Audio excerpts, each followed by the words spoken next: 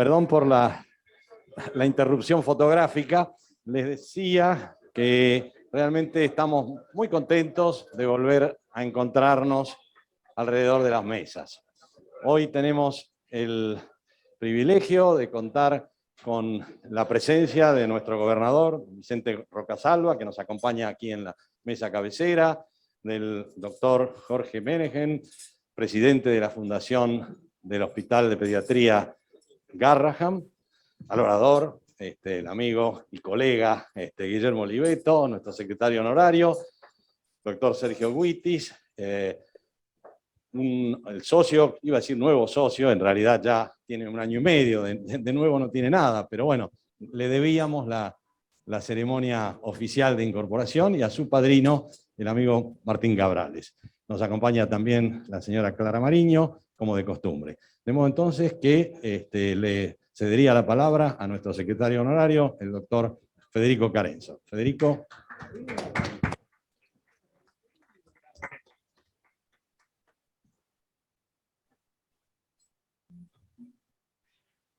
Hoy se cumplen 544 días desde que se declaró la emergencia sanitaria a propósito de la pandemia COVID-19. Antes de leer el informe de la Secretaría, les voy a pedir, por favor, un momento de recogimiento para que, con mucho respeto y cariño, recordemos a todos aquellos consocios que partieron y que no pudimos despedir desde este estrado.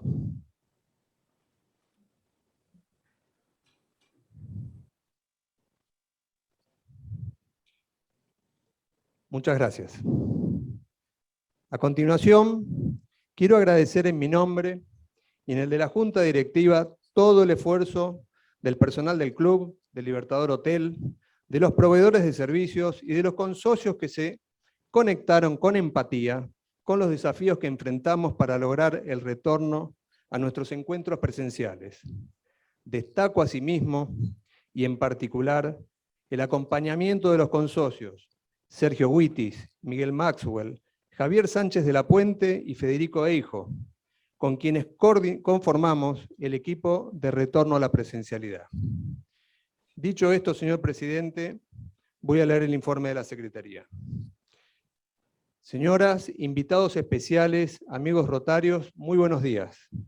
Preside la reunión bajo un formato híbrido del miércoles 15 de septiembre de 2021, correspondiente al segundo año del segundo centenario de Rotary Club de Buenos Aires, el doctor Juan Llamazares. Lo acompañamos en esta mesa cabecera. Nuestro invitado y orador de la fecha, el licenciado Guillermo Oliveto, a quien le damos una muy cordial bienvenida. ¿Cómo? Podría ser venido. Nos hablará sobre contexto, consumo y negocios en el nuevo hábitat viral. El orador será presentado y entrevistado por la periodista Clara Mariño, quien también coordinará las preguntas que se le formulen. Hoy, nuestra mesa cabecera cuenta con la gratísima presencia de nuestro gobernador del distrito 4895, señor Vicente Rocasalva. Se encuentran sentados a la mesa cabecera el doctor Jorge Víctor Menehem, presidente de la Fundación Garrahan, y los consocios Sergio Witis, presidente del capítulo médico del club, Martín Cabrales y su ahijado Steven Weiner, quien ocupa la clasificación asesoramiento financiero y que, al haberse incorporado el 27 de mayo de 2020, en plena pandemia, recién haremos el diploma que lo acredita como tal. Como parte integrante de esta mesa cabecera, pero separado a fin de cumplir con el protocolo vigente, se encuentra sentada nuestra invitada especial, la doctora Silvia Casap, directora ejecutiva de la Fundación Garrahan, junto a nuestros consocios, Juan Carlos Rodríguez, asesor también de la Fundación, y Jorge Patané, quien en el transcurso de la reunión nos dirá unas palabras sobre el convenio suscripto recientemente entre el club y la Fundación Garrahan. El próximo miércoles 22 de septiembre tendremos como orador al licenciado Ricardo Esteves, quien nos hablará sobre degradación y decadencia del empresariado argentino. El mismo será transmitido en directo a través de la aplicación Zoom para que puedan escucharlo aquellos consocios que no pueden asistir en forma presencial. Avisos parroquiales. Quiero agradecer a nuestro consocio Oscar Cooper, por la donación de 65 filtros Dulton, especiales para potabilizar agua de cualquier origen. Los mismos fueron destinados a comunidades desprovistas de recursos materiales de la localidad de San José del Boquerón, en Santiago del Estero. Hoy nos visita mi querido amigo rotario Juan Manuel Casas, del Rotary Club San Telmo Constitución. A todos ustedes, muchas gracias por acompañarnos y sean muy bienvenidos al Rotary Club de Buenos Aires.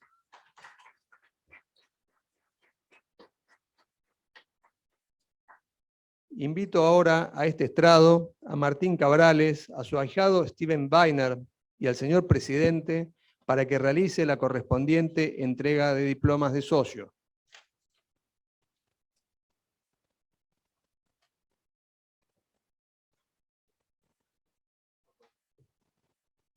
Hola, hola.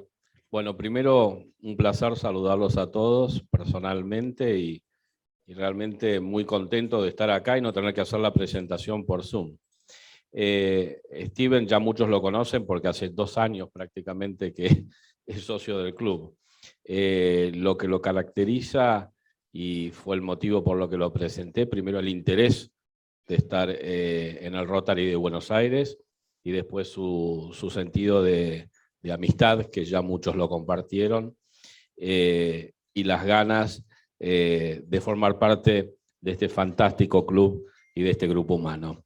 Bueno, muchas gracias y le voy a poner el pin, o te lo doy.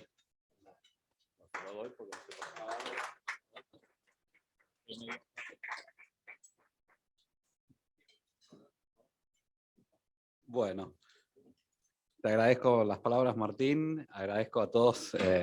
La verdad, entré en pandemia, creo que fui uno de los primeros que entró, y fue una experiencia, y realmente ha sido un placer compartir con ustedes, ya sea en Zoom o en algún grupo de WhatsApp, y poder trabajar. Me incorporé mucho en el capítulo de educación, donde estamos trabajando, y realmente ha sido un gusto, y espero poder seguir sumando. Gracias.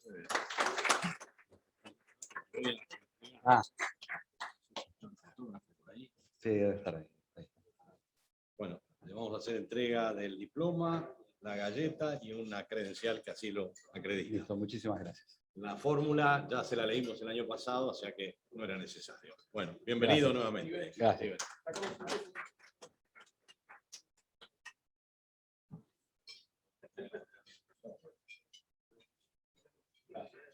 Bueno.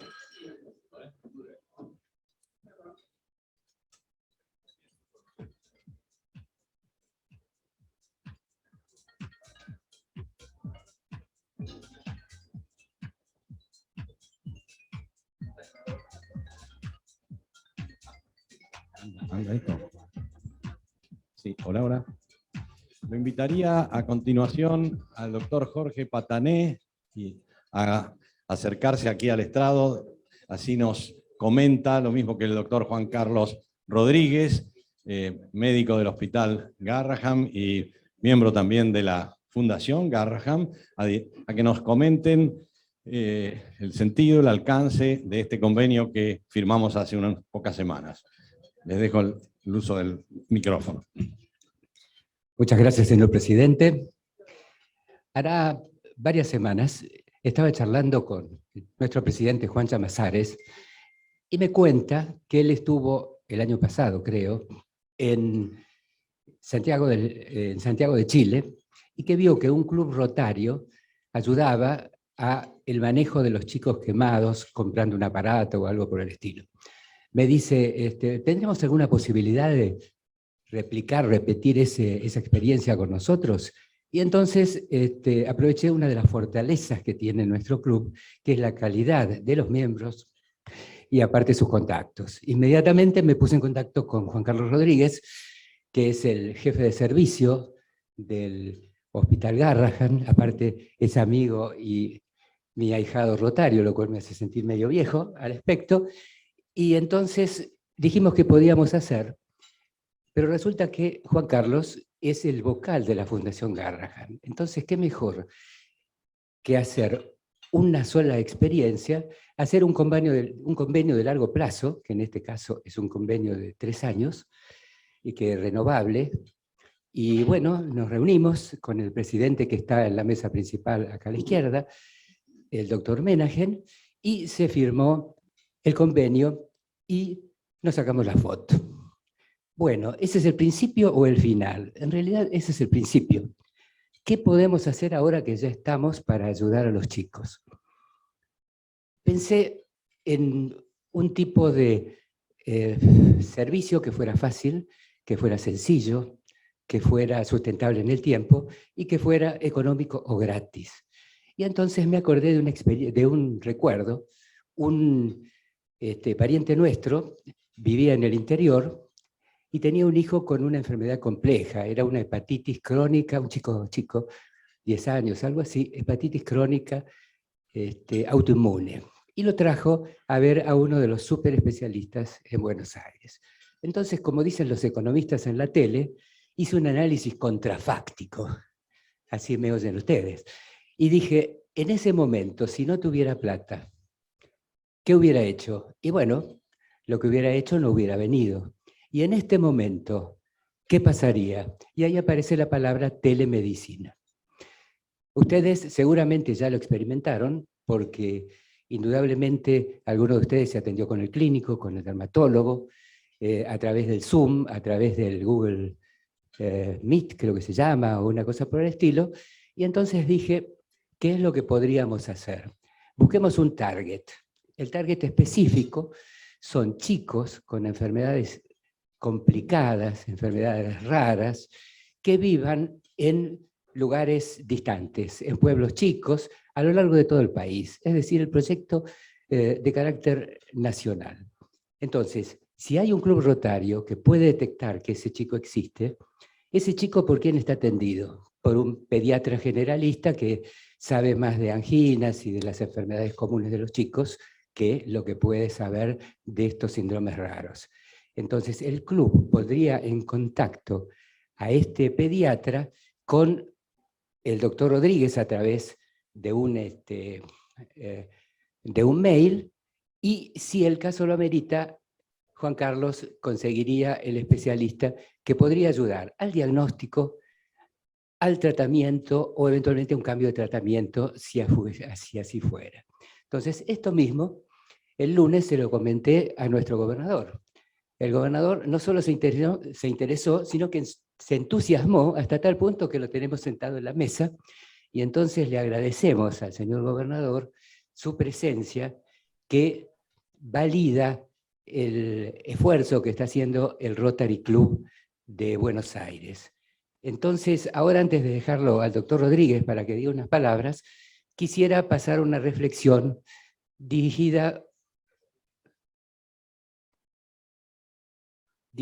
únicamente a aquellos como yo que creemos en algo superior. Puede suceder que este sencillo proyecto, apuntado a un grupo muy chico de chicos enfermos, pueda ser a lo mejor el vehículo, la mano invisible de la providencia que ayude a esos chicos que no sabemos ni dónde están ni quiénes son a mejorar un poco su vida por el maltrato que le da el destino. Gracias, Jorge. Buenos días a todos. Cuando Jorge me comentó esta inquietud, realmente me pareció excelente.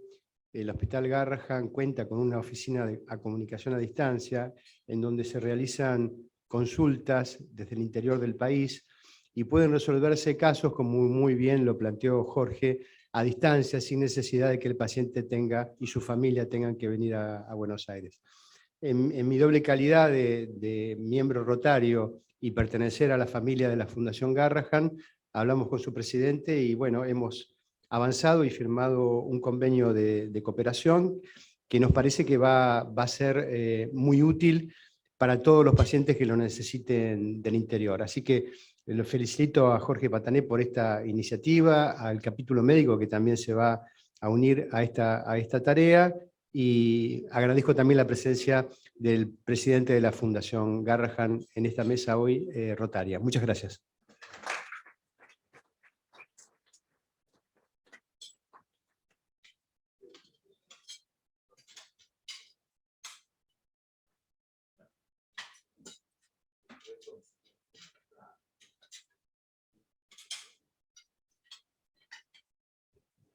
He pedido al doctor Menehem que nos dirija algunas palabras para concluir la referencia a este convenio con la Fundación Garrahan. Por favor, doctor Menehem. Buenos días a todos. Es un orgullo estar presente aquí, doctor Llamazares, en esta institución centenaria. La Fundación Garrahan, que se creó en 1988, a apenas 7 meses de inaugurado el hospital, tratamos de colaborar en docencia, en investigación, en remodelación edilicia. Ya van a ver un pequeño videíto. Y lo que acaban de decir de la Oficina de Comunicación a Distancia, la Fundación ha puesto 324 oficinas de comunicación a distancia en todo el país, con el equipamiento y el adiestramiento a todos los administrativos que están en salud en todas las provincias. Nuestros programas es el cuidado del medio ambiente, y así iniciamos en el 99 con el reciclado de papel, de tapitas, de llaves, y que es nuestro sustento para poder colaborar con el interior la salud del interior del país. En el 97 hicimos la Casa Garrahan. Primero fueron 3 pisos con 30 habitaciones.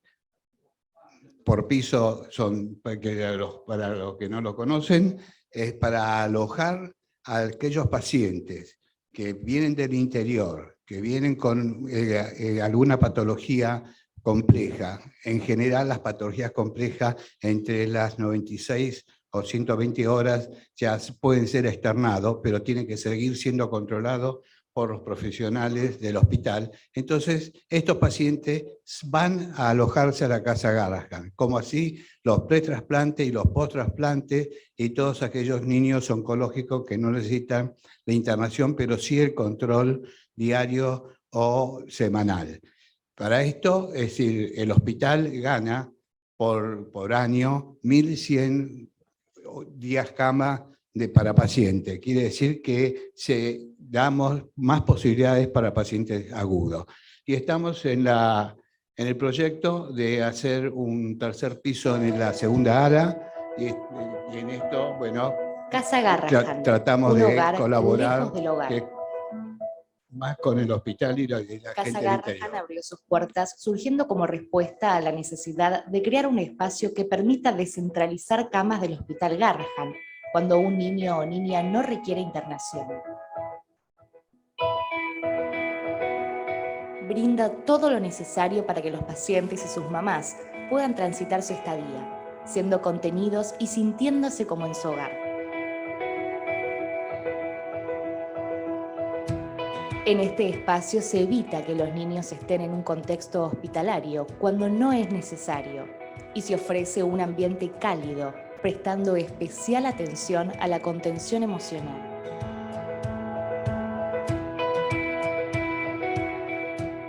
Casa Garrahan cuenta con 43 habitaciones con baño privado.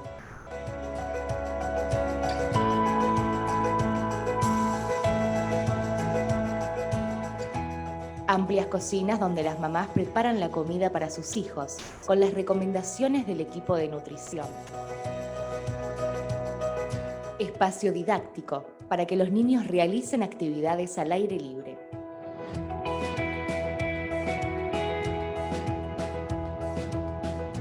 Cuenta con el trabajo de un equipo de profesionales, asistentes y voluntarios.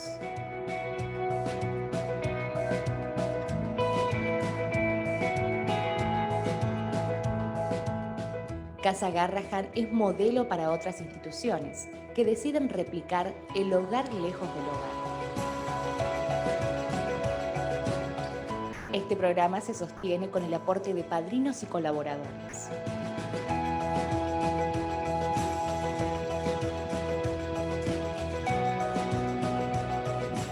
Gracias a todos los que apoyan esta obra, a quienes ayudaron a soñarla.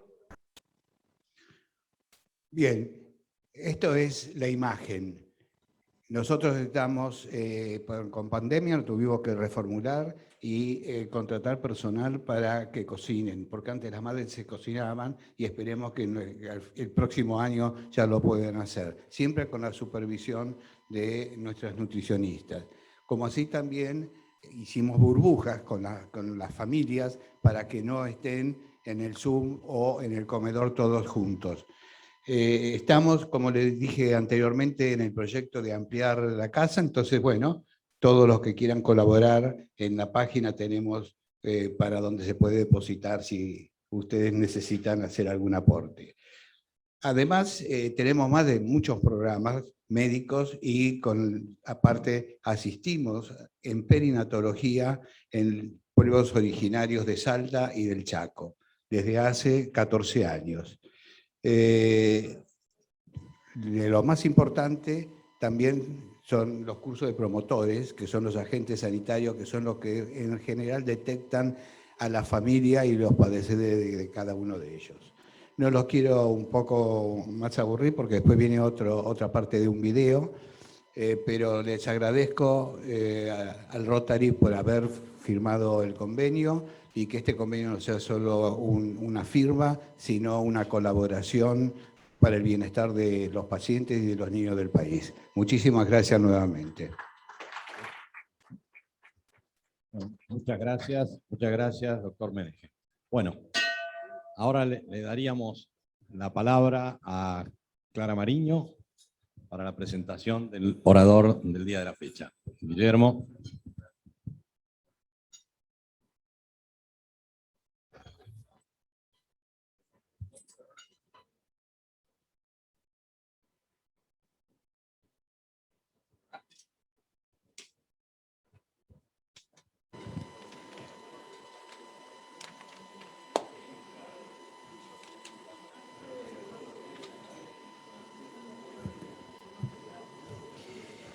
Hola, buenas tardes.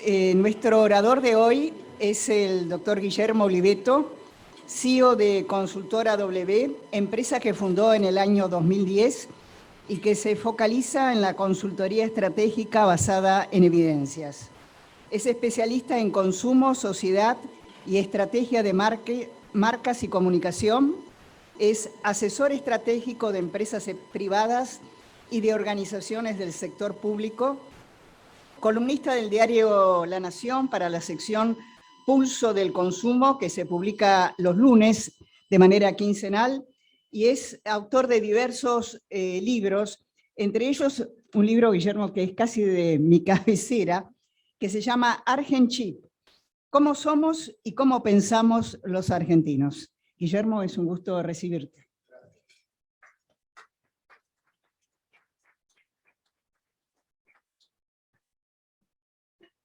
¿Qué tal? Bueno, buenas tardes. Un gusto esta invitación. Creo que es mi primera conferencia presencial después de, casi 2 años, o 1 año y medio, o algo así. He salido del Zoom, por fin. Voy a hacer un breve resumen. La presentación tiene bastante más material. Después voy a dejar la otra parte para charlarla con Clara y con las preguntas que ustedes me quieran hacer, pero para cumplir un poco con el tiempo que tenemos previsto.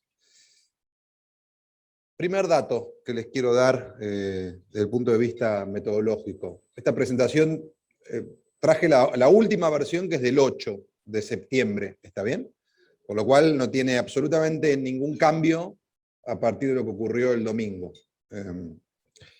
Y quiero contarles por qué nosotros de alguna manera, y lo he comentado en las columnas y en algunos medios, por supuesto no estábamos pronosticando de ninguna forma resultados electorales, pero sí estábamos tratando de señalar dónde estaba hoy el humor social, qué es lo que estaba ocurriendo con los argentinos.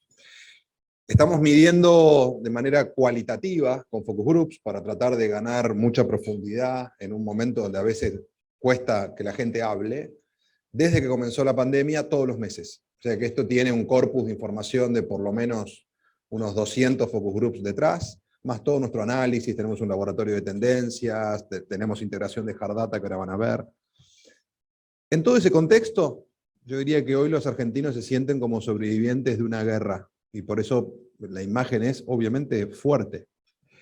vienen de registrar una crisis que resulta inédita para nuestro país tan experto en crisis. Lo definen como un componente de 5 dimensiones, ¿no? Por eso es una crisis multidimensional. Clásicas, económica, social y política, de esas hemos pasado muchas, pero eso cruzado con un estrago sanitario, que por supuesto siempre podría haber sido peor, que ocurrió en todo el mundo, todo lo que querramos ponerle como paliativos, pero que no por ello deja de tener las consecuencias que tuvo y tiene sobre la sociedad. Y además, con el quinto elemento, que es un componente emocional muy grave, pero muy grave. Yo diría que es la principal alerta que nosotros vinimos dando en todo este tiempo. Ustedes que tienen un rol social tan importante, creo que acá, bueno, recién están presentando un proyecto nuevo en este sentido, ¿no? Pero hay mucho por hacer ahí. Hay una epidemia de divorcios, hay conflictos intrafamiliares, hay violencia, hay chicos que pierden conocimientos, que no se pueden reincorporar a la educación, que salieron de la escuela. Digo, lo que ha pasado desde el punto de vista emocional en las familias, de seguro, a veces quienes miden todo esto por nosotros, nuestros equipos de trabajo, sociólogos, antropólogos, psicólogos, terminan muy conmovidos de lo que escuchan de parte de la gente. Por lo tanto, fueron 2 años de mucho dolor y mucha pérdida. Este es el registro que tiene la sociedad. La gente tiene hoy una especie de nube negra en la cabeza que la traslada y la mueve a donde vaya. Y esto implica para quien fuera que interpele a esa sociedad contemplarlo, ya sea en un comercio, ya sea en sus propios equipos de trabajo, ya sea como consumidor, bueno, en el rol que quieran. Digo, todos estamos inmersos, por supuesto uno trata como analista de correrse y salir de la escena, pero estamos analizando la escena y a la vez viviéndola. El Observatorio de Psicología Social de la UBA, en marzo de este año, ellos vienen monitoreando el estado mental de los argentinos a lo largo de toda la pandemia, con una encuesta de 2.500, 3.000 entrevistas a nivel nacional. Un dato que no está acá, pero se los cuento, se ha duplicado la cantidad de argentinos con la posibilidad de tener una enfermedad mental grave. Eso pasó del 5% de la población, que era un estándar más o menos histórico, al 10%. Es decir, 1 de cada 10 argentinos está en un riesgo mental grave, según no cualquiera, sino los que forman a los psicólogos de la Argentina, es decir, la Facultad de Psicología de la UBA. En esos informes están firmados por el rector. Bueno, en la encuesta de marzo le preguntaron a la gente qué les dejó el 2020, y como pueden ver ahí no les dejó nada muy bueno. Esto de algún modo expresa esa nube negra que nosotros registrábamos en nuestros focus groups, ¿no? Soledad, angustia, incertidumbre, tristeza, miedo, desastre, pérdida, terror, etc. Hay una palabra valiosa, que es aprendizaje, muy valiosa. Con quien comparto mucho de estos intercambios es con un gran psicólogo y psicoanalista y psiquiatra de Argentina, que es José Eduardo Abad, y justo ayer hablaba él en una nota por los medios que hablaba del valor del aprendizaje en este sentido. Pero uno podría preguntarse si la sociedad hubiera elegido aprender esto, ¿no? Bueno, ahora obviamente lo aprendemos un poco a la fuerza.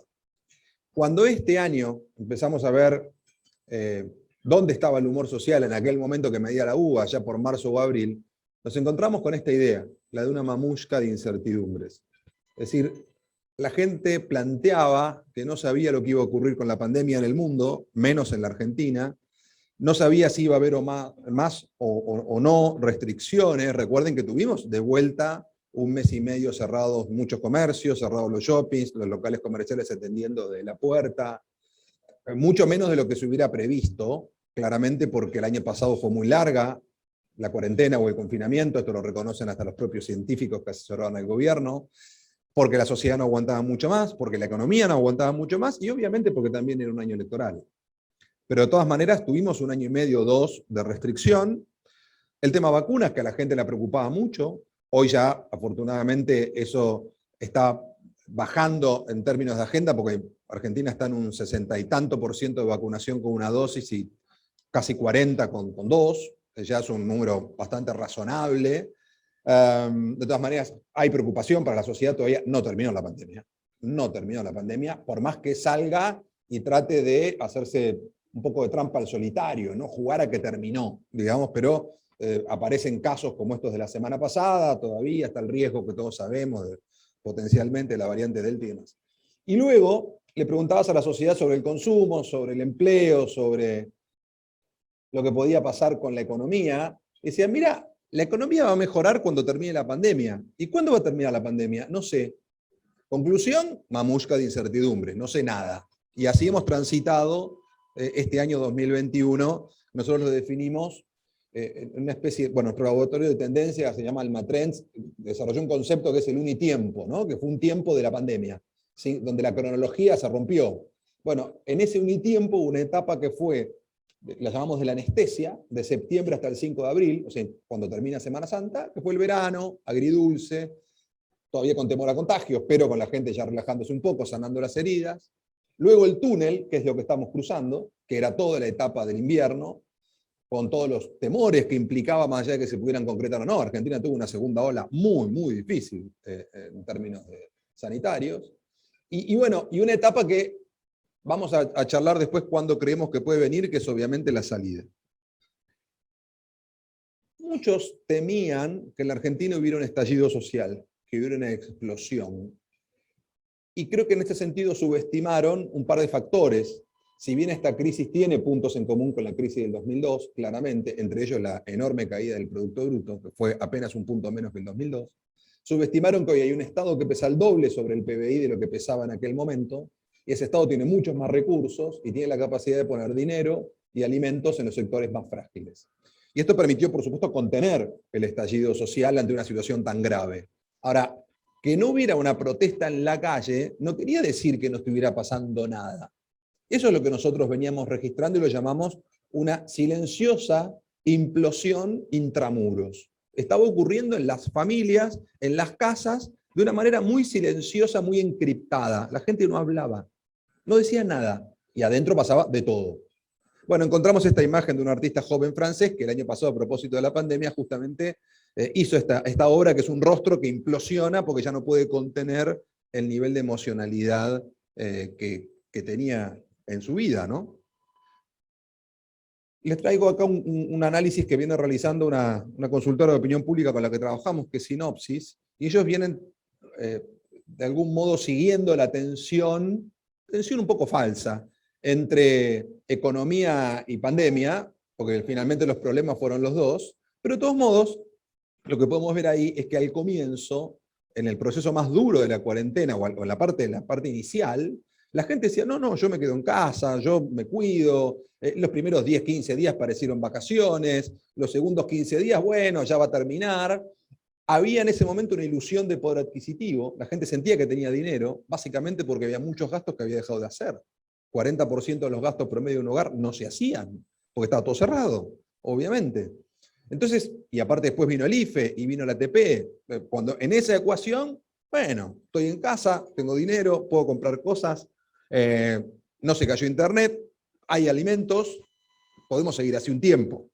Fíjense que ya a partir de mayo la cosa se empezó a complicar y nunca más la economía estuvo por debajo del temor a la pandemia, a pesar que después de eso vinieron las dos olas. Argentina tiene la primera ola corrida, justamente por el extenso confinamiento. La primera ola hace pico allá por octubre, noviembre, y la segunda en mayo de este año. Bueno, aún en esos momentos, fíjense que la curva roja estuvo muy por encima de la curva amarilla, es decir, la sociedad priorizaba profundamente lo que estaba pasando con su economía cotidiana, porque naturalmente cualquier negocio puede aguantar una baja de ventas, ninguno está preparado para estar cerrado 7 meses. Digo, ninguna persona puede vivir sin trabajar en tanto tiempo, por más plan de asistencia que pudiera haber, ¿no? Que obviamente no termina de completar el ingreso que esa persona podía tener.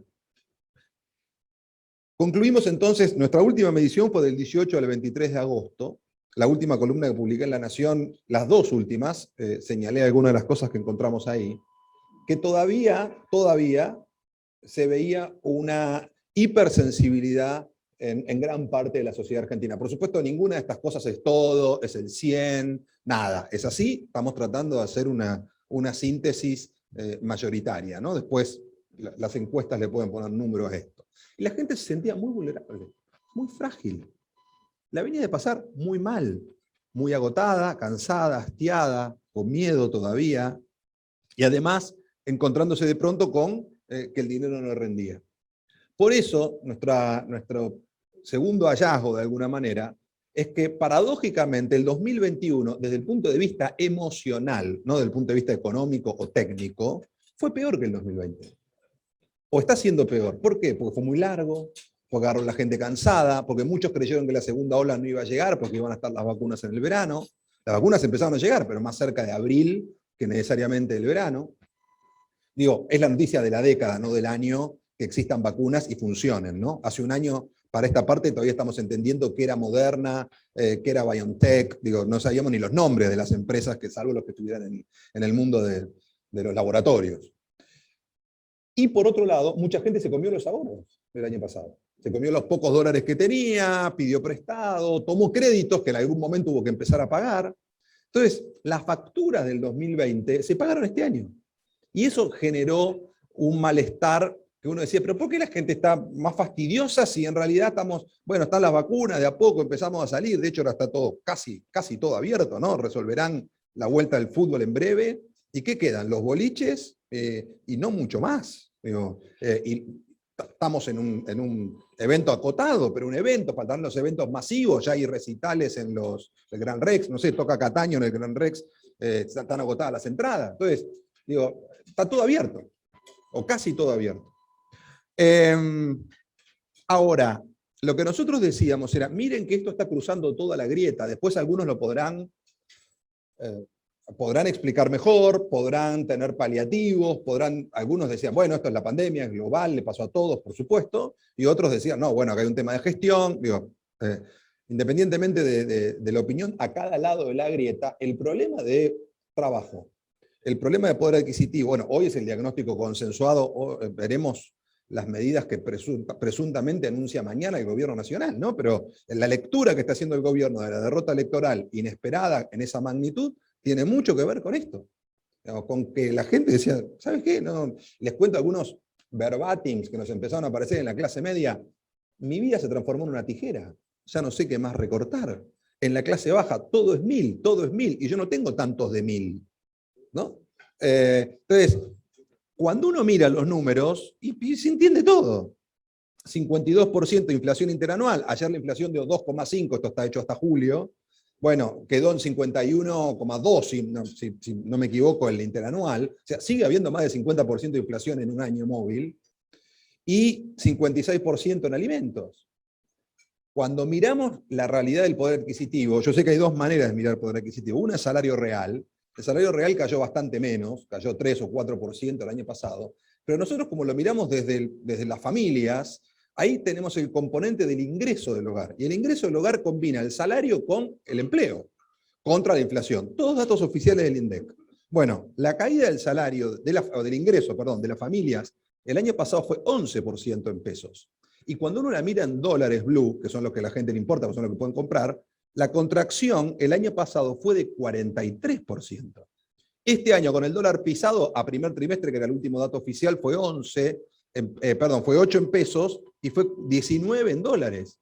Es decir, que la pérdida es decir, bueno, pero ¿por qué es importante la pérdida de poder adquisitivo en dólares? Porque los celulares tienen dólares adentro, porque las zapatillas tienen dólares adentro, porque la ropa, porque incluso la comida. Entonces, no estamos hablando me quiero ir de viaje, estamos hablando de la vida cotidiana.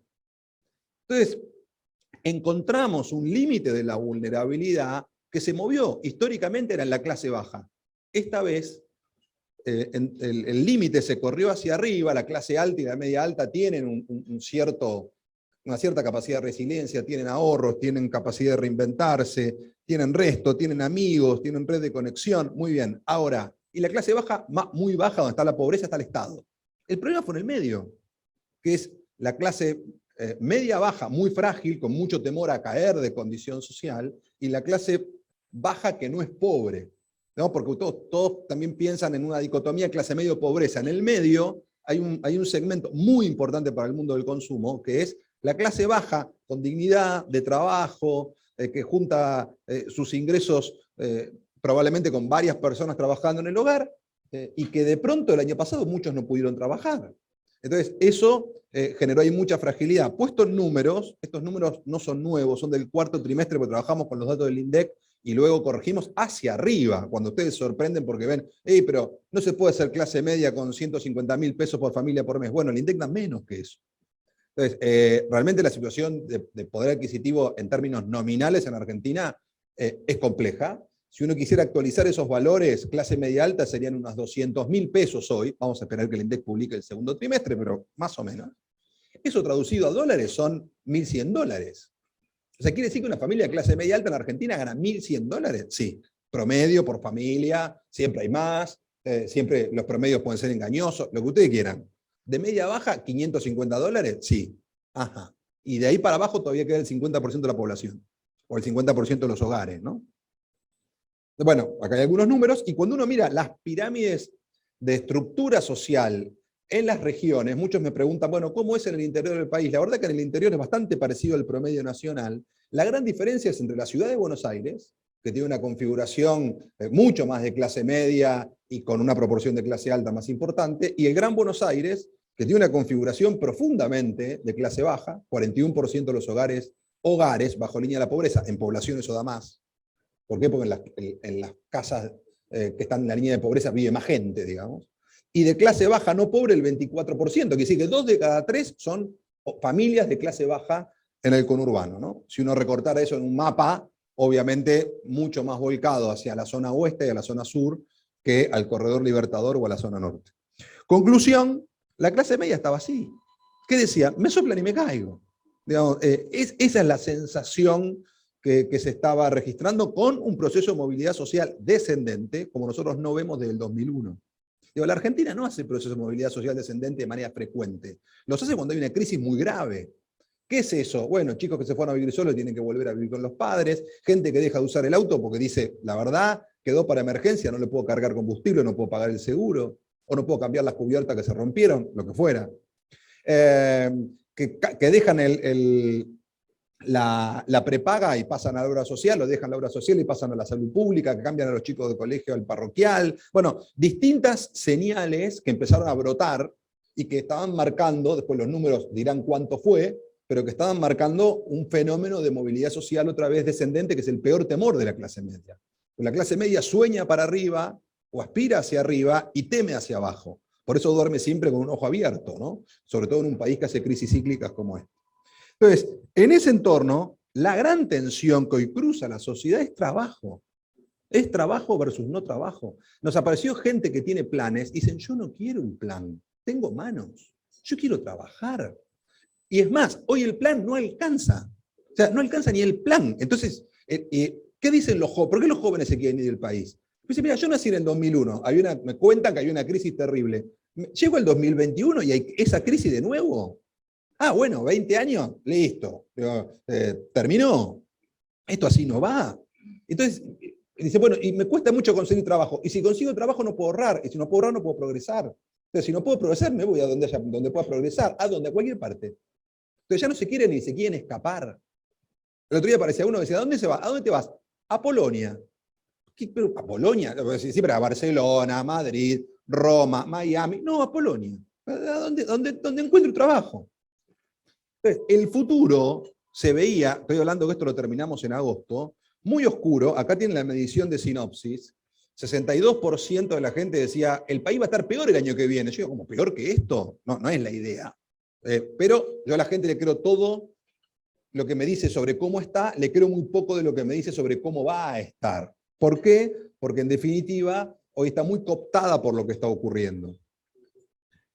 Y el gobierno lo que estaba planteando en su presupuesto oficial es que, bueno, la Argentina este año iba a recuperar una parte de lo que perdió el año pasado, muy probablemente sea un poco más que lo que planteó el ministro Guzmán el año pasado en el presupuesto aprobado en el Congreso, sea más que 5,5, probablemente sea 7. Ahora, el consenso de economistas para el año que viene no está dando 4,5, está dando 2,5. No creo que hoy Guzmán o mañana presentan el presupuesto 22 en el Congreso Nacional, veremos qué proyección de crecimiento pone, ¿no? Pero digo, si uno mira eso, lo que le está diciendo a la gente la versión oficial es, mira, más o menos vas a volver al 2019 en el 22, fin del 22, en algún momento del 23.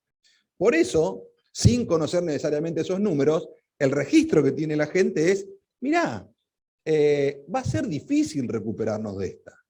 Va a ser una salida dura, llena de obstáculos, compleja, larga. No se arregla tan fácil lo que se rompió. A diferencia de, bueno, listo, ya está, pasó, olvidemos, no, terminó. Digo, la mirada no necesariamente es esa. Bueno, y cierro con este capítulo muy rápido del consumo, después voy a hacer un par de comentarios, pues no voy a llegar con toda la presentación, pero voy a hacer un par de comentarios de lo que creo yo que viene después. Pero bueno, en términos de consumo, y acá les quiero dar el primer dato, si quieren, optimista o con una señal un poco más luminosa sobre cómo mirar lo que está ocurriendo. Nosotros desarrollamos en la consultora y en el laboratorio una idea que era un poco contrafáctica en su momento, la presentamos en mayo del año pasado, que de alguna manera iba en contra del concepto de nueva normalidad. ¿Por qué? Porque lo que decíamos es, mira, está bien, nueva normalidad fue muy potente, ayudó mucho a entender muy rápido, de manera global, qué es lo que estaba pasando, generó un nombre que todos aprendimos y nos servía para explicar y explicarnos qué es lo que estaba sucediendo. Bárbaro, hasta ahí genial. Ahora, tenía dos problemas ese nombre. De normal esto no tiene nada. O sea, creernos que todo lo que pasó es normal, cero. Y dos, nueva daba a entender que esto no iba a cambiar nunca más, que esto había llegado para quedarse, cosa en la que tampoco nunca creímos. Y ahí es donde digo que hay una buena noticia. Porque el concepto de hábitat viral lo que plantea es, ok, hay un hábitat nuevo que se generó por la disrupción de un virus, pero que en algún momento va a terminar. Cuando uno mira, por supuesto ese hábitat tiene reglas propias y demás, ¿no? Cuando uno mira lo que dicen los historiadores, las pandemias duran entre 2 y 3 años, hacen estragos, dejan legados, terminan. Tienen olas, terminan. Me acuerdo el primer paper que recibí del MIT, debe haber sido, no sé, el 25 de marzo, no sé, por ahí, me marcaba lo de las olas, yo me quería matar, cuando digo, no, debe ser, no, debe estar mal. Bueno, y al final tuvieron toda la razón, toda la razón. Bueno, hoy el mundo está hablando más de una era inter-COVID, que a mí me parece mucho más interesante que New Normal. ¿Por qué? Porque inter-COVID marca justamente esto, es un interregno entre dos tiempos. Probablemente las cosas no vuelvan a ser exactamente iguales, pero tampoco lo que está pasando hoy es lo que va a ser. De hecho, esta reunión hace algún tiempo parecía inimaginable. La cancha con fútbol, muchos decían, no vuelve nunca más. Los recitales no vuelven nunca más. Nada de todo eso ocurrió. Todo está volviendo. Uno mira los partidos de Europa, las canchas están a full. El otro día leí un partido de fútbol americano, 66.000 personas, no cabía un alfiler en el estadio. Ahora, la Argentina ya venía difícil, obvio que venía difícil. De hecho, el país hace 10 años que no crece, hacía 10 años que no crecía, desde el 2012 hasta el 20, ¿no? Entonces, arriba de eso, sobre llovido mojado. Y este chart, realmente, uno no puede soslayarlo. Me acuerdo cuando Ferreres publica el Índice General de Actividad, que anticipa un mes el EMAI del INDEC, yo tuve un par de días que a mí me costó mucho conciliar el sueño, porque decía, che, se está rompiendo la economía y nadie dice nada. Nadie decía nada. No, mayo, no, la pandemia, eso, bueno, la economía es un tema menor. Está bien, 20% caía el PBI público Ferrer, cayó 26%. Digo, suponer que eso iba a ser inocuo era como de alguna manera, no sé, teníamos que estudiar todo otra vez, está bien, puede ser por una pandemia, no lo sé, no viví ninguna, aprenderé de nuevo. Ahora, mi intuición era, me parece que no, que en este momento no se note, que todos estemos con un miedo peor, que es el peor miedo que puede tener el ser humano, que es a la muerte, ok. Ahora, creer que esta caída del producto iba a ser, pasa y se arregla, bueno, creo que un poco fue subestimar lo que estaba pasando. De hecho, un año malo, la Argentina cayó 2 puntos. Un año malo, 2019, cayó 2,2. Un año muy malo, 2018, con doble devaluación, fondo, lo que ustedes quieran, cayó 2,5. El año pasado cayó 10, cayó 4 veces eso. La única vez que cayó más fue el 2002, que cayó 11. Entonces, la sociedad, tomando un poco la metáfora el mito platónico de la caverna, dice, bueno, salió de la caverna, ¿no? La caverna digital, en la que vivimos 7 meses, 6 meses. Dice, che, ¿qué pasó? Ahora ven la luz, ¿no? Ven la verdad. Bueno, ¿qué pasó? ¿Un celular cuesta 150.000 pesos? ¿O 200.000? Un par de zapatillas cuesta 15 y me quedé corto. Hay de 20, de 25. Un kilo de asado cuesta 700 pesos. Estamos en el peor consumo per cápita de carne de la historia, de carne vacuna, ¿no? No de carne total, ¿eh? De carne total estamos prácticamente igual, pues está reemplazando, crece el consumo de pollo, crece el consumo de cerdo. Ojo con creernos que es porque no, nos volvimos todos veganos. La verdad que no, es un tema de poder adquisitivo, de costo de la proteína. Digo, estamos hablando de dos cosas muy distintas. Entonces, aparece un concepto nuevo que no habíamos visto nunca, que es ya no hay precios altos o caros, hay precios obscenos. Obscenos. Digo, para mi poder adquisitivo es un delirio que algo cueste eso. Aparte, la Argentina tiene un problema hoy muy grave de nominalidad en pesos. Digo, vos lo pasás a dólares y todo es razonable, o incluso barato. Lo pones en peso y parece, tenés que ir a comprar dólares, va con una pila así, no sé, es una situación muy, muy difícil, ¿no? Entonces, realmente la gente está así, está en la defensiva y con la guardia muy alta, y cuando uno mira los números de lo que pasó, el año pasado lo que ves, un mercado que resistió mucho mejor, que fue el de alimentos. ¿Por qué? Bueno, porque en definitiva, comer había que comer, y todo el mundo estaba en la casa, y además cocinaba, y de esa manera se sacaba un poco la angustia, y comimos mucho azúcar, mucho dulce, mucho harina, todo lo que le diera algún grado de placer al cerebro. Bueno, el mercado termina empatado, el mercado de consumo masivo, el año pasado, ¿no?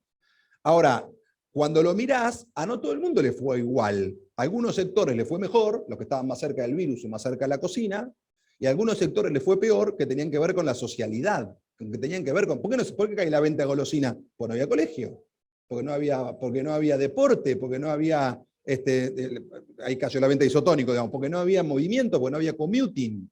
Entonces, bueno, no había socialización, o la venta de gaseosas o cosas por el estilo. Cuando miramos el consumo masivo este año, lo que vemos también es otra particularidad que habla de dónde está hoy parada el consumidor, ¿no? El 6% cayó el mercado de alimentos este año, hasta el mes de julio. Bueno, ahora, en supermercados creció 2%, en autoservicios cayó 12%. Eso no es normal. ¿Qué está pasando ahí? Bueno, en un lugar hay precio congelado, cuidado, controlado, pónganle el nombre que quieran. En otro lugar hay precio de verdad. Hay precios reales. La gente dice, no, pará, yo voy allá, que está más barato porque la plata no me alcanza. En julio empezamos a ver en supermercados, solo en ese canal, un crecimiento. En ese que tiene precios pisados, empezaron a recuperarse algunas categorías. O sea, algo de la señal de más plata en la calle se empieza a ver, pero muy puntual y muy concentrada en algunas categorías, sobre todo las de bebidas, sobre todo bebidas con alcohol. Ahora, miren otros mercados, y con esto casi voy cerrando y hago la referencia que me quede, abrimos a las preguntas. Hay una pregunta del millón que es, ¿cómo va el consumo? ¿Bien o mal? Muy difícil de responder, muy difícil de responder. ¿Por qué? Primero porque estás comparando contra una base del año pasado que se desplomó. Y aparte que fue muy heterogéneo el impacto. En algunos sectores, los que podían llegar al hogar, como los alimentos, resistieron mejor, y otros sectores se desplomaron, como todo el mundo del ocio, del entretenimiento. Digo, los shopping estuvieron cerrados 7 meses, del 19 de marzo al 14 de octubre. Una locura. Bueno, muy difícil así, ¿no? Los restaurantes, los hoteles, bueno, lo sabemos muy bien. Bárbaro. Entonces digo, venta de autos, 28% arriba, los primeros 8 meses del año. Ah, muy bien. Claro, cuando veo cuántos autos van a vender, grosso modo, si hay, porque hoy hay pocos autos, 400.000. ¿Y eso qué es? Y bueno, con Cristina en el 2013 vendieron 955.000. Con Macri en el 2017 vendieron 900.000. La hipótesis de la industria era, este es un mercado de 700.000 autos, entonces 400.000, ¿es bueno o es malo? Está bien, después tenés exportación, ¿no? Por supuesto nadie produce autos en Argentina solo para el mercado interno, pero también hay importación. Entonces, es difícil decir si eso es bueno o es malo. En general te diría que es un mercado que probablemente requiera menos concesionario y menos personal a cómo está, salvo, después dependerá qué automotriz, cuánto exporte, etc. ¿Qué anda bien? La construcción, claramente. La construcción empezó a recuperar muy fuerte en el segundo semestre del año pasado. ¿Por qué? Porque la gente se concentró en su hogar. Yo lo llamé el hogar búnker. Hogares que tenían que pasar a ser gimnasio, colegio, oficina. Ah, bueno, hubo que hacer de todo, hubo que hacer alguna pequeña obra, hacer una oficinita, sacar el sillón y poner un escritorio. Digo, todo ese mundo anduvo muy bien. El mundo periférico de computación, lámparas, mouse, ni que hablar, laptops, fue los electrodomésticos de menos cayeron el año, crecieron 2%. Entonces, ese mercado sigue muy bien. Ahí tienen el dato de insumos para la construcción, es decir, la construcción chica, la hogareña. La bolsa de cemento de 50 kilos, grifería, azulejos, pintura, etc. Y cuando ven la construcción grande, también viene bien. Está claro que la obra pública está en marcha, ¿no? 36% de crecimiento de los despachos de cementos contra el año pasado. Ahora, en ambos casos, cuando yo, en vez de hacer la comparación interanual, hago la comparación del último mes, ya el crecimiento no es el de arriba, es bastante más bajo, no es 51, es 7. Y cuando hago el último mes contra el mes inmediatamente anterior, es decir, desestacionalizado, lo que veo es 1. Entonces, ¿qué pasó con esto? Hizo así, después así y después así. Y ahí andaba la economía en los sectores que empujaban, o que, los motores que crecían, que este es uno, en este último tiempo. Y miren este sector, donde estamos hoy. Hotelería y gastronomía. El último dato oficial del INDEC, estoy moviéndome todo con datos oficiales. Hasta el último mes que hay, que es junio, en el EMAI de junio, 14% de caída en el primer semestre, 5% de caída en la comparación mensual, solo recupera junio contra mayo. El año pasado ese sector cayó 50%. Entonces, la gente dice, pero están llenos los restaurantes. Sí, los que quedaron. Entonces, ¿qué te dicen en los focus? Sí, ese está lleno, atrás hay 3 que cerraron. Entonces, y eso es lo que obviamente muestra el dato agregado, ¿no? Entonces, lo que nosotros vemos es, este año es mejor o peor que el PAS, obviamente mejor. Si la economía crece 7%, obviamente mejor. Ahora, no es un año winner.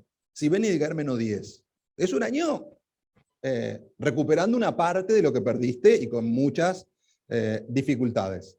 Bueno, desafíos para las marcas. Yo diría que aprendimos la única vez que cayó la economía 11%, la gente se vuelve más austera, crecen mucho las segundas marcas, la respuesta de las empresas en general fue, estos charts son del 2012, no los cambié, los rescaté de mi computadora del 2002.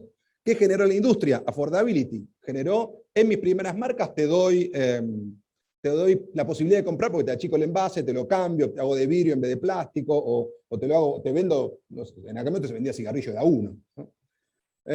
O dentro de mi compañía te doy una respuesta, pero con otra opción. Ok, no llegás a la primera marca, te doy la segunda, te doy la tercera, pero tengo respuesta y no te vas a comprar otra cosa. Entonces generó una estrategia de portafolio que es clave en un contexto como este. Nosotros creemos además que vamos a un mercado más informal. ¿Por qué? Porque hoy la prioridad es el empleo. No, hay alguien haciendo la bandina allá y la vende atrás de un garaje a la vuelta. ¿Que alguien le va a pedir un ticket? Pero en general, a la Argentina que viene, es difícil que eso ocurra. Y por último, diría un desafío para las primeras marcas, que es, bueno, si la gente tiene un problema de poder adquisitivo y hay una idea de precios obscenos, ojo que el vínculo queda desafiado, ¿eh? Y entonces mucha gente dijo, che, hay marcas que no conocía, son segundas marcas, no, son primeras marcas sin marketing. Ajá. Esa es como una manera también de sanarse, ¿no? Decir, bueno, no estoy comprando mal, estoy comprando lo que puedo y tampoco está tan mal, y la realidad es que hay muchas compañías que hoy producen con un estándar de calidad razonable. Entonces, en este entorno, las marcas tienen un problema, que es que no se les rompa el vínculo con la gente. Entonces, por eso hay que ver de qué manera podemos resistir, ¿no? O de qué manera las compañías pueden sostener esos vínculos en un país que se vuelve más low cost, indefectiblemente, con las pirámides sociales que les mostré, con la caída de poder adquisitivo, con la magnitud de la crisis, se vuelve más low cost. Esto es lo que viene creciendo en la Argentina en los últimos 3, 4, 5, 10 años, si quieren. La pregunta que los consumidores les hacen a ustedes y que la sociedad le hace, o los ciudadanos le hacen a la política, es, mira, yo para empezar sobreviví, pues si no, no estaríamos charlando. ¿Está bien? Bárbaro. 2, me ajusté, me reinventé, cerré mi comercio, tuve que hacer otra cosa, digo, hice todo lo que tenía que hacer. ¿Vos qué vas a hacer? ¿Y ustedes qué van a hacer? ¿No? Esa es la pregunta hoy. Y cierro con una cita, les recomiendo mucho este libro, ya está en Argentina afortunadamente, se llama Lo que estábamos buscando, es a mi modo de ver la mejor lectura sobre la pandemia, Alessandro Barico, novelista y ensayista italiano, un librito chiquitito así, 80 páginas, muy profundo, muy contrafáctico, tiene una mirada sobre qué es la pandemia de otro orden. Y él cuando presenta este libro, Barico dice, le preguntan en el diario El País, que lo publicó el 23 de mayo, ¿usted cree que esto es como una guerra? Y dice, miren, no sé si es una guerra, pero la analogía es válida, es útil. ¿Por qué? Porque cuando salgamos de acá, la gente va a decir, che, yo pasé por acá, hice todo lo que tenía que hacer, sobreviví. Ok, vos, ¿qué me vas a dar de nuevo? Dice, si vas al almacén y la leche es la misma que antes, y no está bueno, ¿no? Entonces la pregunta que nos deja Barico, me parece, a todos, es ¿qué es lo nuevo que vamos a tener para dar una vez que todo esto termine? Y agrego mi mirada, si quieren, para no hacerlo más largo. Nosotros creemos que esto termina, que lo que se dio en llamar la vieja normalidad le gana por robo a lo que se dio en llamar la nueva normalidad, que la gente quiere volver a todo o a casi todo, que va a volver a todo lo que pueda, probablemente haya y vuelve a la normalidad, vuelve a back to normal, no es back to new normal, no, new normal fue en todo caso la pandemia, pero la gente que volvió a lo normal, quiere volver a la cancha, quiere volver a salir, quiere volver a abrazarse, quiere volver a juntarse, quiere volver a charlar, somos humanos, somos gregarios. Entonces, en algún momento eso se confundió. Hubo un informe circulando en el establishment que escribieron 2 belgas, que todos decían, esto es lo que viene, que era not touch economy. De ninguna manera. Sí salimos más digitales, es cierto, obvio, la tecnología avanzó 5 años en uno. Ahora, de ahí a suponer que eso implica que todo es e-commerce o todo es Zoom, me parece que no, y eso está siendo, a mi modo de ver, el mayor motor que va a tener la economía del mundo en lo que viene. Yo digo, ¿quieren ver por dónde? Miren un ratito del Gran Gatsby, ¿no? Los primeros 40 minutos. El Gran Gatsby está ambientada en 1924 en New York, después de la Primera Guerra Mundial y además después de la gripe española, la última pandemia. ¿Qué hicieron? Salieron a vivir como locos. Por eso se lo llamó los años locos. Ahora, en el Gran Gatsby lo vivían algunos, no todos. Bueno, ahí será la situación de la Argentina, que tendrá un doble clic de los problemas que ya les mostré. Por eso creo que en Argentina el optimismo no hace mucho sentido, y si cito acá a Terry Eggleton, que es un gran crítico cultural inglés, que él dice el optimismo es una banalidad, porque cree que la cosa van a andar bien porque sí, porque somos argentinos, porque somos campeones del mundo, la verdad no cierra. Ahora, ¿qué hace sentido?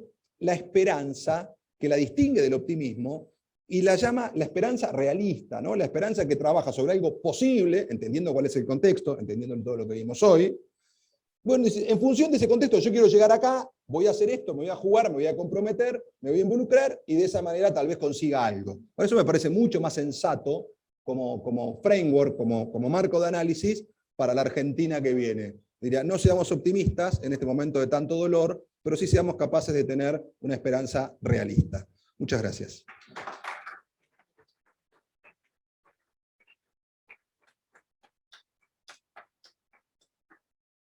Perfecto.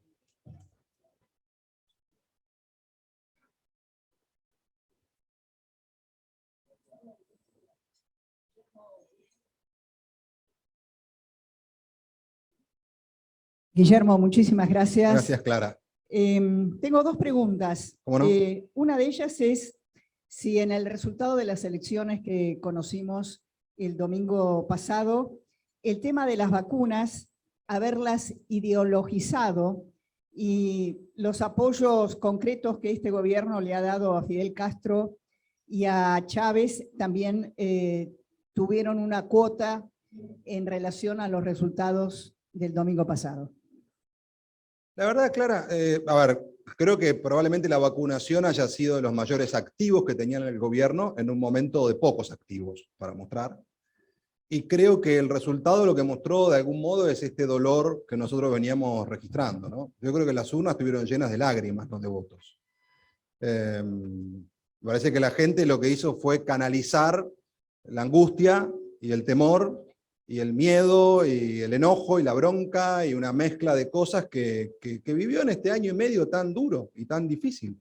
Esa es mi lectura de la elección.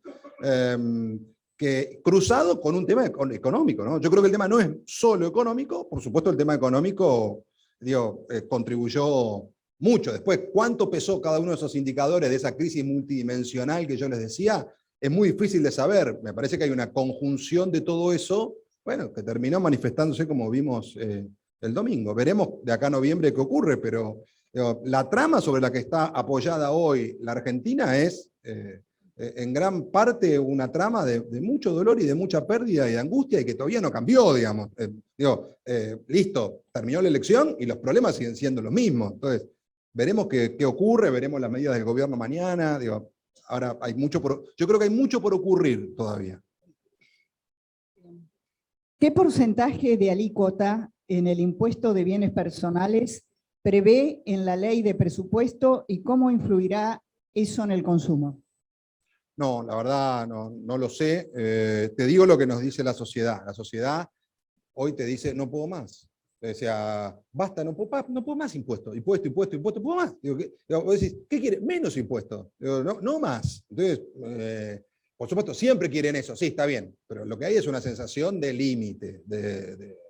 Así es imposible. Te lo dicen, A ver, acá el problema que yo veo en la Argentina es que hay una enorme decepción de los que tienen que poner el dinero para poder generar el trabajo que la gente pide. Entonces, también siempre hay excepciones, siempre hay gente que invierte, digo, sí, por supuesto. Ahora, hay muchos que están diciendo, en esta situación me cuesta mucho a mí invertir. Y sobre todo mucha pyme, que dice, en general hay una vocación de no tomar mucho empleo. Entonces, creo que hay como una especie de triángulo de las Bermudas ahí entre la gente, la sociedad y la regla de juego, que es, perdón, entre la gente, los empresarios y la regla de juego.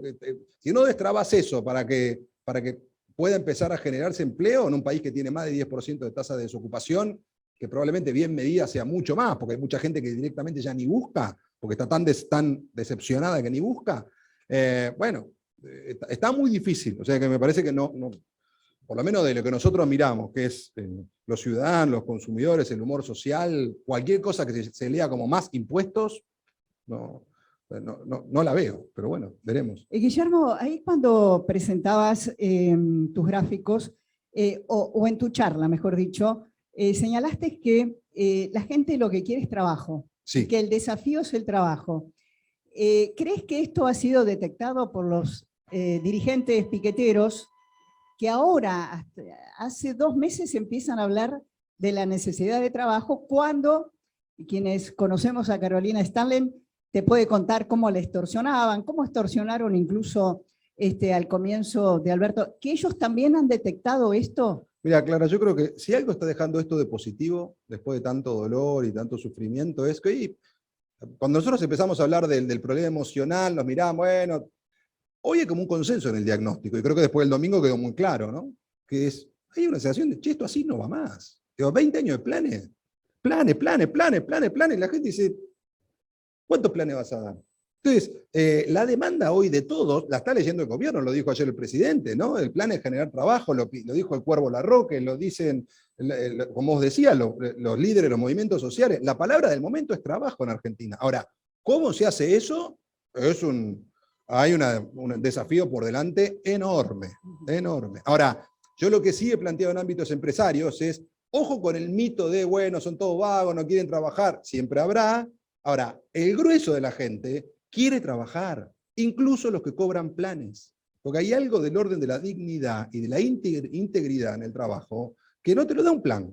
Entonces, me parece que eso fue lo que fue tan potente que ganó la agenda de todos hoy, y para mí es una buena noticia, digo, en una situación tan difícil. Otra pregunta es, en la medida en que se degrade la educación y el sector privado de la economía, ¿no corremos el riesgo de caer en el modelo Formosa? Yo creo que falta mucho para eso, pero sí, comparto que, a ver, si este país tiene un ADN, ese ADN yo lo he estudiado muchísimo, lo he publicado en columnas y mi libro y demás, en el último y en el primero, es el ADN de clase media. ¿Y la clase media de dónde viene? La clase media viene de la escuela pública, de guardapolvo blanco, de la movilidad ascendente, de los inmigrantes que mandaron a los hijos a la escuela y entonces un día fueron profesionales. Bueno, si vos rompes eso, rompés la Argentina.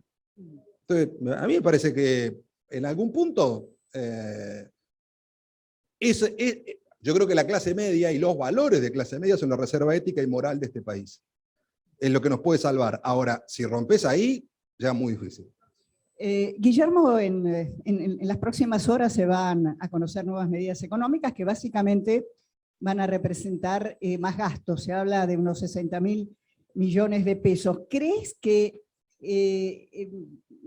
aumento de jubilación, es decir, gasto social, va a alcanzar para equilibrar esta situación de dolor en que se encuentra la sociedad argentina, teniendo en cuenta las elecciones de noviembre? Porque se está pensando en eso, sí, en ese corto plazo. Sí. Me parece razonable que el gobierno lo intente, creo que es una herramienta que conocen, legítima. Si va a alcanzar o no, lo quiero ver. Digamos, me parece que esta vez el problema es multicausal, no es lineal. Si bien, por supuesto, el dinero ayuda y las medidas ayudan, me parece que el tiempo es poco, y si la demanda es generar trabajo, no lo generás en un mes o en 2, no es fácil. Veremos. Me parece que ahora está la moneda en el aire, bueno, ahora la pelota está al lado del gobierno, jugará y la sociedad dirá, ¿no? Pero Creo que también acá hay cosas que se rompieron, Clara, que no se arreglan tan simple. Yo lo decía en los programas de televisión los otros días, es como vos agarraste un jarrón, lo tiraste y lo partiste en 20 pedazos, y ahora lo querés agarrar y pegar. Y bueno, lo más probable es que se te vean las marcas, que te falte alguna parte, digo, que te cueste, digo, no sé. Yo digo, lo que se rompió es grande y es grave. Arreglarlo, la propia sociedad te dice va a llevar tiempo. El gobierno va a jugar la ficha que tiene para jugar y va a intentar lo que tiene que intentar, y me parece lógico. Ahora, el resultado, yo diría, final abierto, digamos, ¿no? La última pregunta, en ese Argenchip que está en tu libro, hay una tendencia importante en vastos sectores de la sociedad y de la dirigencia política en creer que el crecimiento proviene del Estado, que el Estado es el que genera riqueza, para decirlo de una manera más directa. ¿Crees que a partir de esta crisis que estamos viviendo hay posibilidades de cambiar esto y ver al sector privado, como es en casi todas partes del mundo, el que genera la riqueza? Bueno, es un buen punto. Nosotros trabajamos en el 2017 una investigación muy grande para el sector empresario sobre eso. Y lo que había en la Argentina, que lo sabíamos, pero lo verificamos, ¿no? Es una cultura muy estatista, donde por lo menos la mitad de la gente cree que es mejor que le maneje las cosas del Estado, aunque no las maneje del todo bien, porque algo me van a dar. En cambio, la sensación que hay del sector privado se lo quedan ellos, digamos, ¿no? Y a la vez te piden trabajo, decís, ¿pero quién va a generar trabajo si no son las empresas? Es bastante contradictorio. Entonces, yo creo que el sector empresario sí tiene un enorme desafío, el sector empresario, el sector del sector privado, digamos, de persuasión, pedagógico, ¿no? Para explicar que es una integración de lo público y lo privado, pero no puede ser todo público, digamos, porque no, es muy difícil. Más en un estado que está como la Argentina, que no somos un país nórdico, digamos, precisamente, ¿no? Para empezar somos grandes, tenemos mucha más población, tenemos mucho menos recursos. Entonces, es probable que la Argentina a partir de esto empiece a valorar más, la sociedad empiece a valorar esto. Cuando la gente dice, no quiero un plan, quiero un trabajo, ¿qué te está diciendo? Y bueno, estoy más cerca de que una empresa me dé trabajo y no de depender del Estado. O bueno, por ahí será un empleo estatal, habrá que ver. Pero me parece que es un primer paso, y que las empresas que sean capaces de generar empleo y contarlo y mostrarlo, y hoy hay muchas de tecnología haciendo esto, van a tener una valoración muy importante de parte de la gente, porque en definitiva le están dando lo que más demandan. Guillermo Oliveto, muchísimas gracias. Un placer, gracias. Presente. Buenos días.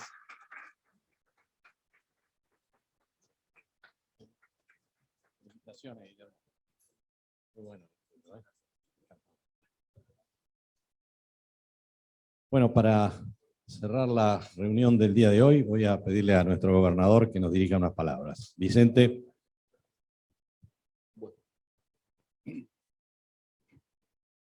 Me pongo acá porque soy gordo y la cabeza quedó un poco chica. Muy buenas tardes, buen provecho a todos. El gobernador siempre llega al final por dos motivos. El primero es como el postre, al final. Y después en casa, mi mujer mucho no me deja hablar y aprovecho para saludarlo. Quiero felicitar a Guillermo, que hizo una precisión de lo que hoy habló y la realidad que nos está pasando. Pero también quiero felicitar al padrino de oro, digo, al señor que hoy ingresó a un nuevo ahijado. Muy bien, eso es lo que construye los Rotarios, a tener nuevos valores como ustedes. Bienvenido al distrito. Hoy estoy especialmente porque ustedes han convocado al distrito con un proyecto maravilloso. Y dije en un momento, no saben a quién van a sanar. Permítame contar una pequeña historia que tal vez refleja lo que están haciendo ustedes. 1957, 8 de octubre de 1957, un bebé recién nacido quedó intoxicado. Creo que no existía, perdónenme, no soy médico, no existía la terapia en ese momento para criaturas. Pero vi una organización que era Rotary. Ese bebé tuvo 7 meses, 9 meses de recuperarse. Ese bebé creció, ese bebé tuvo la suerte de vivir Argentina, venía de Italia. Ese bebé terminó la primaria, ese bebé terminó la secundaria, ese bebé terminó la facultad. Ese hombre que se transformó creó 9 empresas, más de 4.500 empleados trabajando para eso. Ese bebé Se llama Vicente Omar Rocasalva, el que le habla. Gracias a ustedes. Han salvado una vida y la repiten haciendo. Me comprometo como rotario, como persona, a hacer, si usted me lo permite, el uso de esta nueva herramienta con el Hospital Garrahan, que felicito tanto al doctor y al señor doctor Jorge por lo que han dicho. Y me comprometo que sea federal, que los 6 gobernadores de la República Argentina estén trabajando con ustedes. Es un orgullo para mí tener un distrito, dentro del distrito, a los mejores rotarios del país. Muchas gracias.